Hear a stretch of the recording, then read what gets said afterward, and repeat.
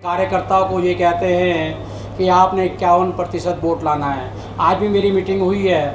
ऐसी बातें जो आप कर रहे हैं, ऐसी बातें कुछ कार्यकर्ता भी उठाते हैं। हमने उनको ये कहा है कि एटीएम से वही पैसा निकाल पाओगे जो अपने बैंक में डालोगे आप। इसलिए हमारे कार्यकर्ता 51% के लिए काम कर रहा है और 51% लेकर हम सीट को जीत कर आएंगे। आदरणीय मुख्यमंत्री मनोहर लाल खट्टर जी की दूरदृष्टता से और नरेंद्र मोदी जी का जो सपना है, एक भारत जिसमें एक टैक्स हो, एक मंडी हो, एक राशन कार्ड हो और पूरा देश एक साथ विकसित दिखाई दे।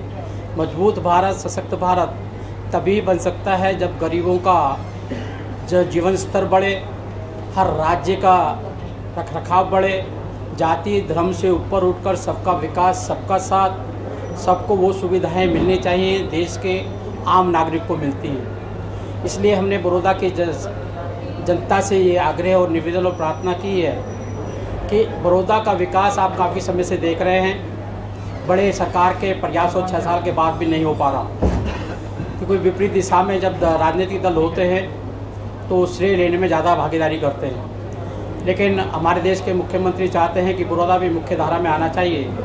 अनेक योजनाएँ उन्होंने चलाई हैं। सड़कों का निर्माण है, चावल मिल का निर्माण है, यूनिवर्सिटी का निर्माण है और इसी प्रकार से जो बड़ौदा को आवश्यकता है, अपने 6 साल के कार्यकाल में मुख्यमंत्री जी ने दिखा भी दिया है कि मैं किसी जाति और धर्म की बात नहीं है, एक पारदर्शिता के नाते वो काम कर रहे हैं। इसलिए मुझे लगता है कि जनता ने मन बना लिया है अब की बार हमें योगेश्वर दत्त जी को जिताना है। क्योंकि आपने देखा होगा कांग्रेस में तो कांटा से कांटे निकालने की बात चल रही है।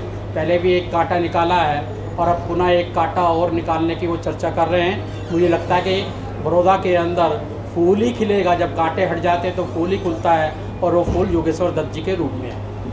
धन्यवाद। बसता है, केरल बसता है तो आंध्र प्रदेश भी बसता है। वह दुर्गा पूजा बनाई जाती है तो गणेश पूजा भी बनाई जाती है, वह ईद भी मनाई जाती है तो दिवाली भी मनाई जाती है। मैं भी यहाँ पे हांसी हिसार का रहने वाला हूँ, लेकिन समय के अनुकूलता के अनुसार अनेक लोग दिल्ली में गए हैं तो दिल्ली भी हरियाणा का यंग मान के चले रहा हूँ। और आपकी सरकार का सी और बी पर क्या करें? सरकार सभी अनुसूचित जाति वर्ग को एक अलग तरीके से विकास की ओर लेना चाहती है। जिस प्रकार देश के प्रधानमंत्री ने कहा था, तो डॉक्टर अम्बेडकर जी का सपना था कि आरक्षण के साथ साथ योजनाएं अच्छी होनी चाहिए जिससे कि समानता बढ़े, आर्थिक स्थिति ठीक होना चाहिए। देश के प्रधानमंत्री ने लाल किले से आह्वान किया था, मैं दलितों को नौकरी मांगने वाला नहीं, नौकरी देने वाला बनाना चाहता हूँ।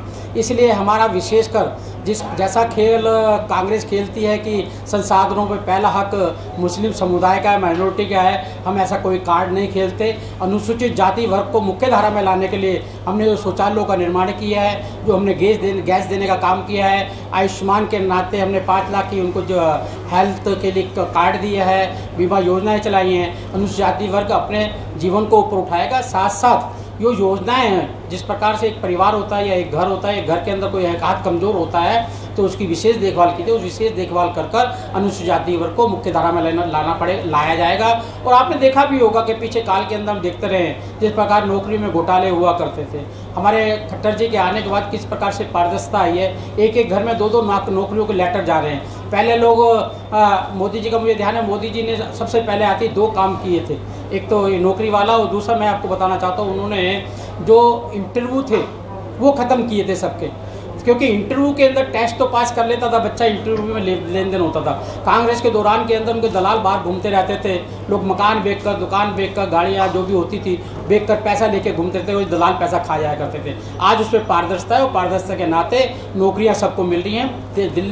हरियाणा के सभी अनुजाति वर्ग के लोग इससे खुश हैं। हर परिवार के अंदर नौकरी का योगदान मिल रहा है।